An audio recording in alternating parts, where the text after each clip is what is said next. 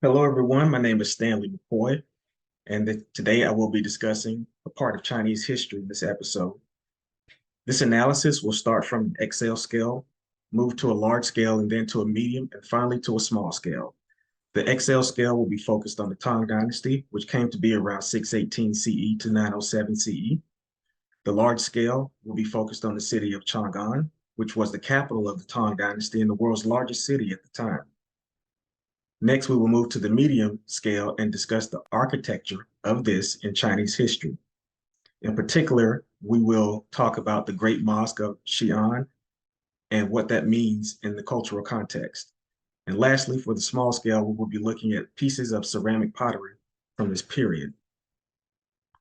I chose this topic because I'm very interested in contemporary Chinese culture. I think what they're doing architecturally is astounding and unprecedented anywhere else in the world today.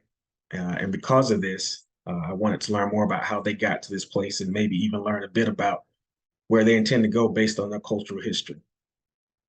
I believe contemporary Chinese architecture is the most cutting edge in the world and will play an important role in shaping where architecture goes in the future.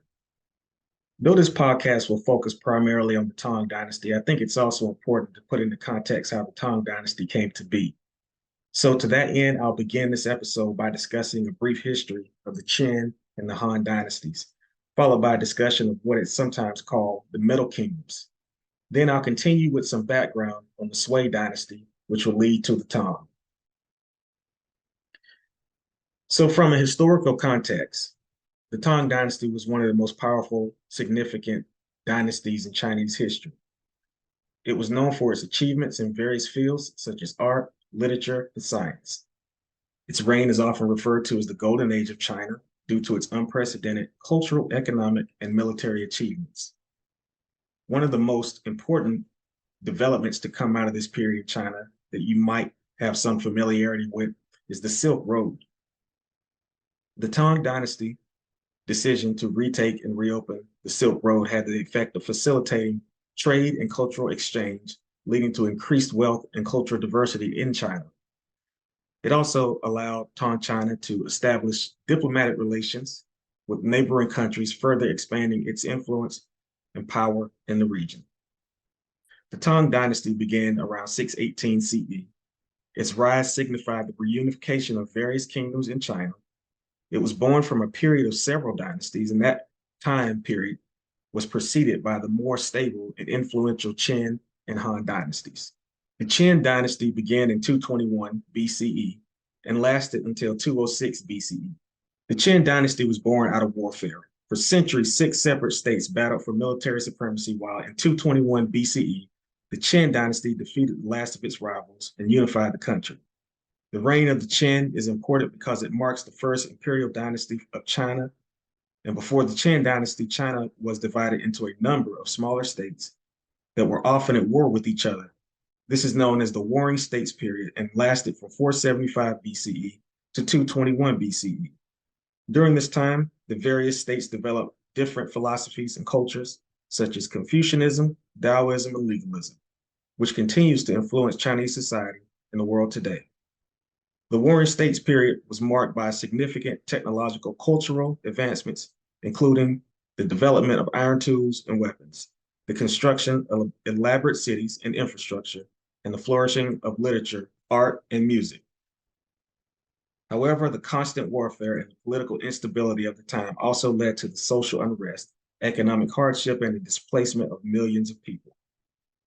One of the important things, though, about the Qin dynasty was its legacy in regards to discovery in the tomb of the Emperor Qin Shi Huang's. At his burying place, we found the Terracotta Army. The Terracotta Army was created by the first emperor of China's Qin dynasty. The army was buried with the emperor in order to protect him in the afterlife. The terracotta warriors were discovered in 1974 by a group of farmers near Xi'an, China, and have since become one of the most famous and popular tourist attractions in China. The discovery of the terracotta army is important to both Chinese and world history for several reasons. The sheer scale and detail of the figures is impressive. and it provides a glimpse into the level of technology and organization that existed in ancient China over 2,000 years ago. The Terracotta Army also reveals important information about the political and military structure of the Qin. Secondly, the discovery of the Terracotta Army has had a significant impact on tourism in China. Millions of people visit the site each year, providing an important resource of revenue for the local economy and the country as a whole. Lastly, the discovery of the Army has had an impact on the study of archaeology and history worldwide. It inspired extensive research into ancient China and has helped advance our understanding of the broader sweep of human history. The Terracotta Army remains a fascinating and enduring symbol of China's rich and complex legacy, and it continues to capture the imagination of people around the world. The army was created during the Qin dynasty, and it existed several centuries before the Tang dynasty. But there is no direct tie between the Terracotta Army and the Tang. However, when you consider the base material clays used to make terracotta and also to make ceramics, one begins to see how this material links together centuries of development in China. We'll talk more about the extensive utility of clay-based materials, particularly ceramics, later in reference to the Tang and the small scale. The Qin dynasty was followed by the Han dynasty, which began in 206 BCE, when a rebel leader named Liu Bang overthrew the Qin emperor. Liu Bang became the first emperor of the Han dynasty and established his capital in Chang'an. The Han dynasty is known for its military expansion as well. It experienced economic growth and advancements in technology and culture, and it lasted over 400 years until it was eventually overthrown in 220 CE. The Han implemented for the first time the development of a civil service system, which became a model for subsequent dynasties, including the Tang. The Han implemented for the first time the development of a civil service system, which became a model for subsequent dynasties, including the Tang. This civil service system was a method of selecting government officials based on their qualifications and merit rather than their social status or family connections. The system was designed to create a stable and competent bureaucracy that would be loyal to the emperor while also serving the needs of the people. With this development, we will see China begin to move down a path to becoming a highly civilized and organized society. But like many ancient and once prosperous civilizations, the undoing of the Han dynasty was due to a combination of political, economic, and social factors.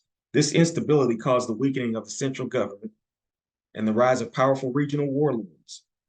These warlords gained significant influence and were able to challenge the authority of the emperor. In 220 CE, the Han dynasty was officially overthrown when the last emperor, Xian, was forced to abdicate his throne by the powerful warlord Cao Pai. Here we have some artifacts discovered from around the Han dynasty. What came next was a series of smaller, ununified kingdoms. The first was the Three Kingdoms from 220 to 280, then the Jin from 265 to 420. Next was the 16 Kingdoms and the Northern and Southern Dynasty, which both cooperated from about 220 to about 589. And then finally the Sui from 581 to 618. The Three Kingdoms were characterized by the division of the country into three major states: the Wei, the Shu, and the Wu. The country was in a great time of turmoil and conflict, but it also saw the emergence of leaders, scholars, and artists. The Wei leader was the general Cao. The Shu leader was the general Guan Yu, and the Wu leader was the emperor Sun Quan.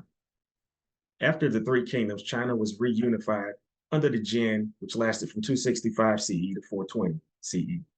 The Jin dynasty ruled over reunified China for about a century, but it was eventually weakened by internal divisions and external pressures from nomadic peoples. Following the fall of the Han dynasty in 220, China was thrown into a tumultuous period of division and instability. For over a century, non-Chinese nomadic groups from the north invaded and ruled over the land until the Northern Wei dynasty finally brought the north under its rule in 439. Meanwhile, in the south, a large number of Chinese refugees migrated and established the Eastern Jin dynasty, which would eventually lead to the establishment of four more dynasties in Nanjing. However, it will be almost 250 years before China would be reunited as a single country once again. This long and complex period of Chinese history is marked by constant conflict, political upheaval, and a continuous struggle for power and control. And here we have a few artifacts from the 16 kingdoms. Next, I'll talk about the Northern and Southern dynasties. In 420 CE, the Jin dynasty was replaced by the Northern and Southern. These dynasties were a critical period in Chinese history that saw the division of China into two major regions with different ruling powers and cultural identities. This era was characterized by political instability and regional warfare. The Northern dynasties were marked by their adoption of Buddhism, the introduction of the equal field system, and the emergence of the Northern Wei as the powerful military force. The Southern dynasties were known for their cultural and artistic achievements, particularly in literature, poetry, and music. This period had a lasting impact on the political, cultural, and social landscape of China. Next, before we get to the Tang, we have the Sui dynasty. After the Northern and Southern dynasties, the Sui reunited China and ended the period of division. The Sui dynasty expanded China's territory through military conquest. It conquered the Qin dynasty in the south and the Turkish Khaganate in the north and the west, which helped to strengthen China's borders and increase its power. The significance of the Sui, though brief, was for its role in unifying China. It expanded its territory and it also promoted cultural and economic growth. On the left here, we have one of the Sui emperors. In the middle, we have Buddhist carving. And then on the right, you can see the map of where the Grand Canal was constructed and how it connected the inner mainland city of Chang'an to the more coastal cities. Now we move into the XL scale of this discussion. And the XL for this discussion is the Tang Dynasty. The Tang Dynasty's founder, Emperor Guangxu, overthrew the Sui dynasty and established the new capital in the city of Chang'an, paving the way for political stability, economic prosperity, and cultural achievements that will become synonymous with the Tang Dynasty. During the early Tang, Emperor Taozong ruled from 626 to 649, overseeing a series of military campaigns that expanded and consolidated the empire. He was a successful ruler who not only oversaw military conquests, but also promoted cultural advancement. Under his leadership, the empire extended westward into Central Asia, Korea, and Vietnam, establishing trade links and cultural exchanges with neighboring regions. This led to the expansion of the Chinese Empire and the Silk Road becoming a major trade route, enabling increased cultural and economic exchanges between China and other regions. As a result, Chinese culture, including Confucianism, Buddhism, and Taoism, spread to the neighboring countries. In addition to its cultural and military achievements, the Tang Dynasty also made significant progress in science and technology. The invention of block printing, paper money, and gunpowder are amongst the most notable achievements of the era.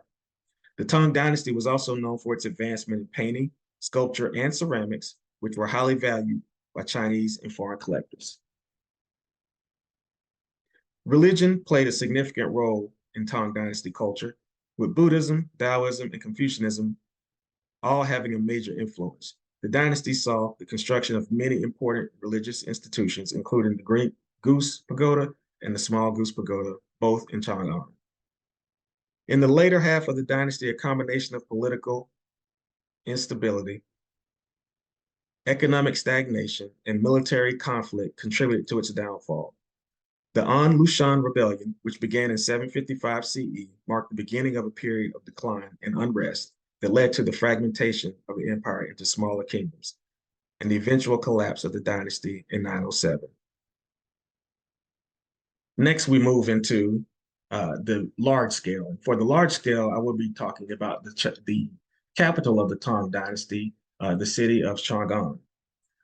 Firstly, Chang'an was located in the heart of China, making it an ideal location for a capital city.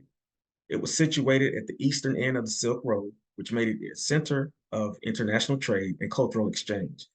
And as a result, it became a cosmopolitan city, attracting people from all over the world, including Central Asia, Persia, and India. Secondly, Chang'an was an important economic hub with a well-developed infrastructure and a large population. The city had an extensive network of roads, canals, and bridges, which facilitate the movements of goods and people. The city was also home to many artisans, merchants, and traders who contributed to the growth of the economy.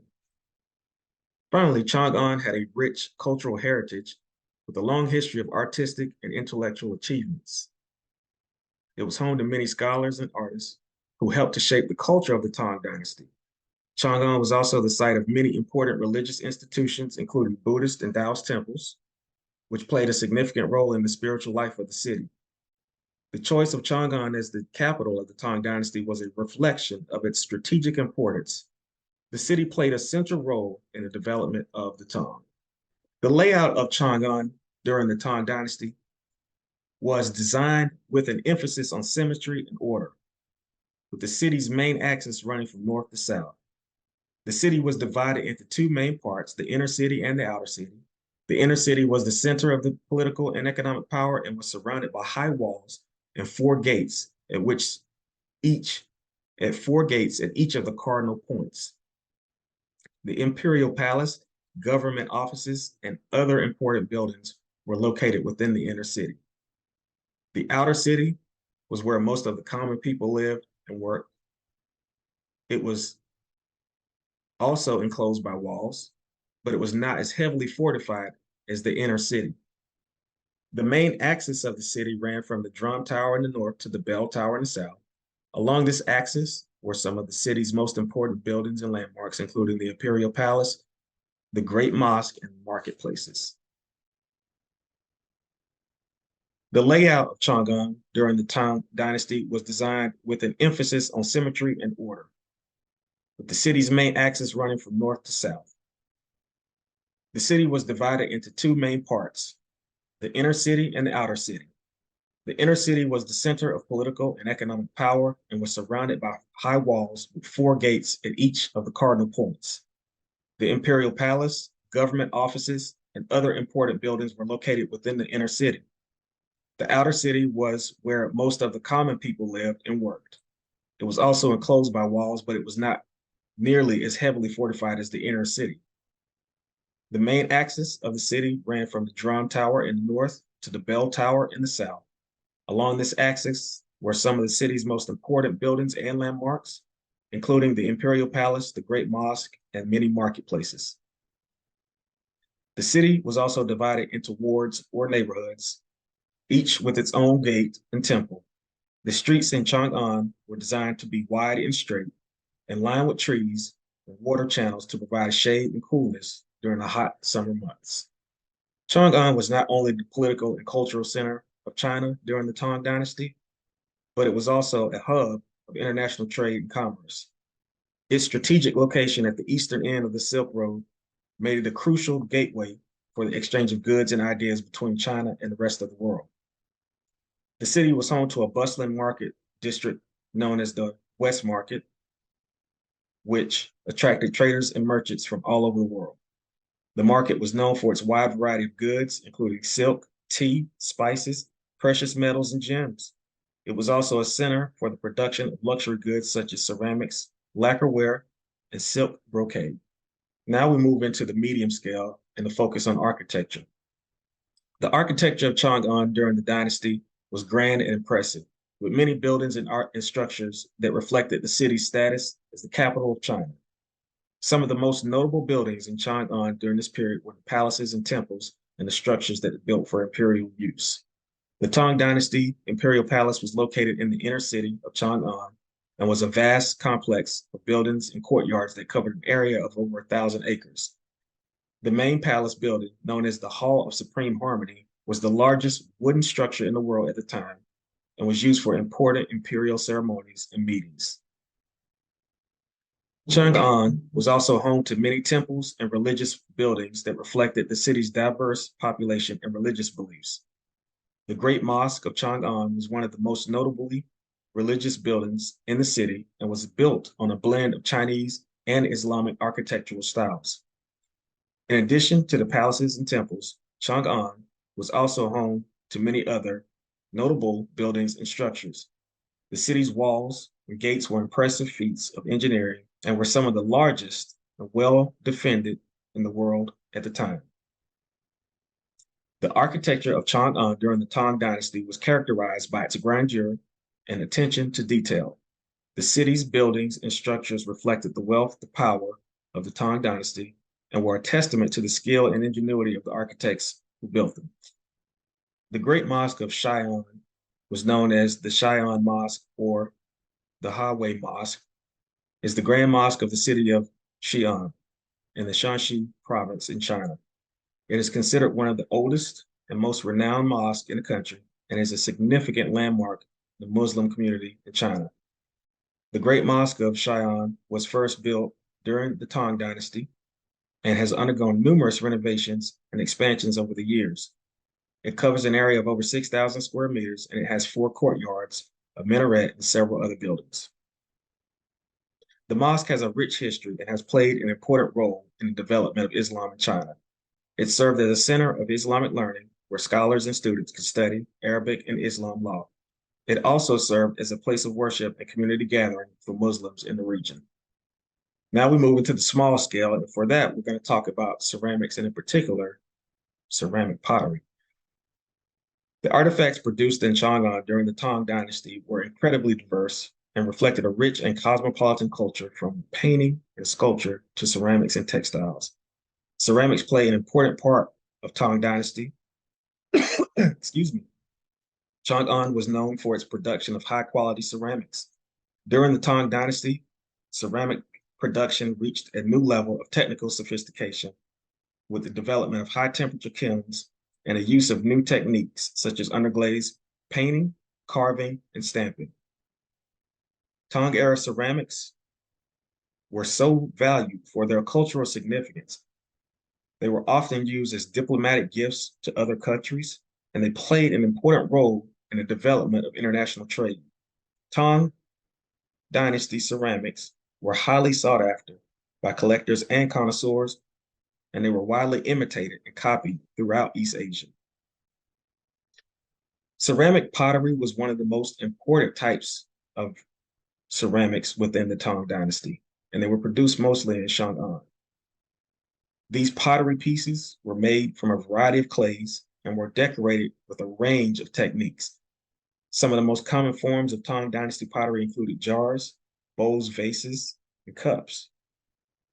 One of the most famous Tang-era pottery styles is called Sankai, which means 3 colors in Chinese. Sankai pottery was decorated with 3 colors, green, brown, and yellow. Tang-era ceramics and pottery had a profound influence on later Chinese pottery and ceramics, as well as in art and the culture of the countries in East Asia today. The Tang-era ceramics are highly prized by collectors and are considered some of the finest examples of Chinese artistry and craftsmanship. Tang Dynasty pottery was also known for its durability and strength. The ceramic pottery produced in Chang'an during the Tang Dynasty was a reflection of the city's rich and diverse culture. These pottery pieces were not only beautiful and decorative, but also functional and durable, making them a valuable part of Tang Dynasty art and culture. So next, I want to go into the analysis of how we tie in from the XL to the small.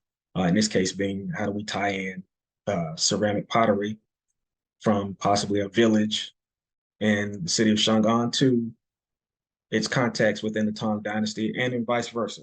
So one possible connection between the medium, which is architecture, and the small, which are ceramics,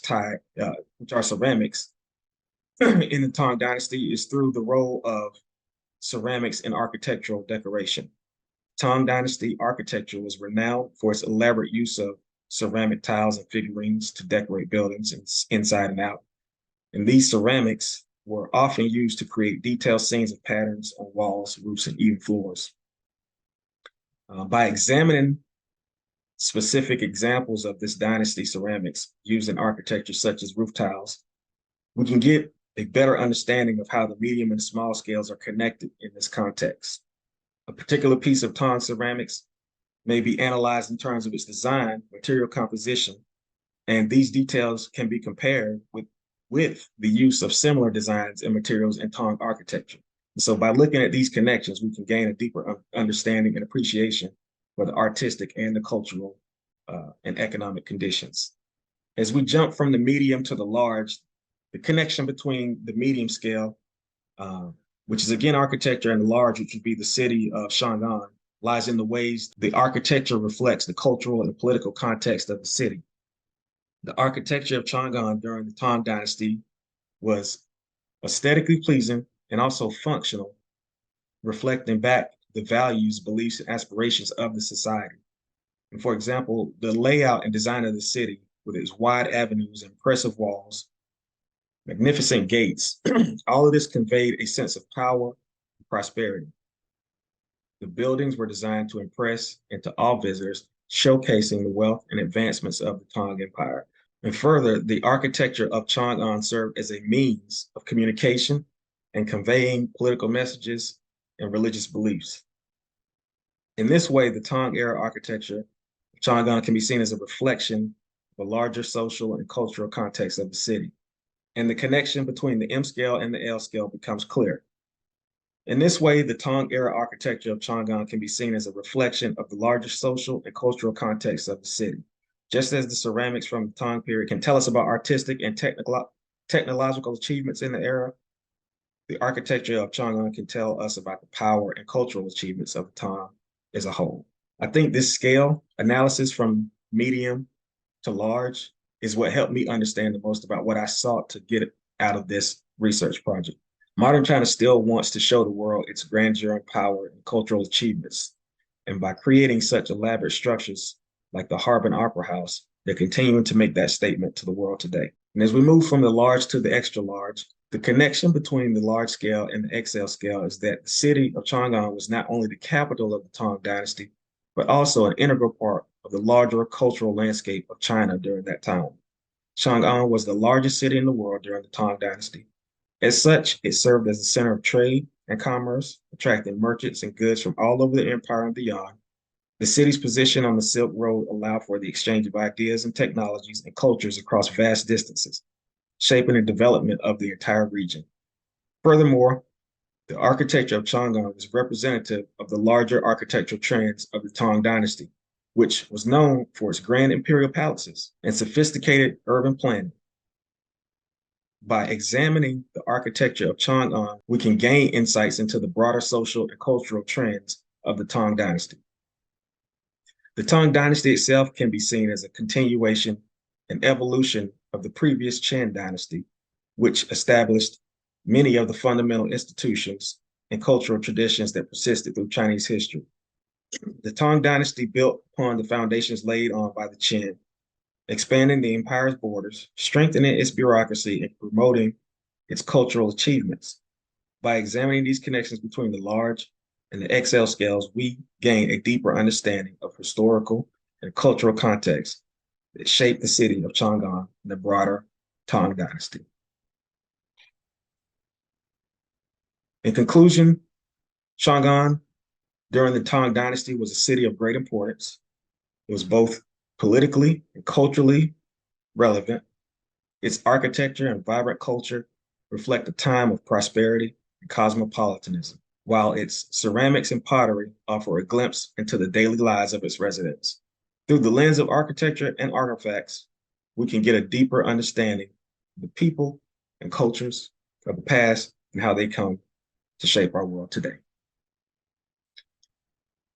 Thank you for taking the time to watch this video.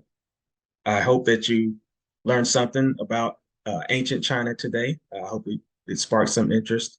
And if you're as fascinated with Chinese architecture as I am, maybe you have a better understanding of why they do such great work. At any rate, hope everyone had a great semester. It was a very rigorous semester, but I learned a lot and looking forward to where we continue to go after the summer. Have a great summer, everyone, and we'll see you in the fall.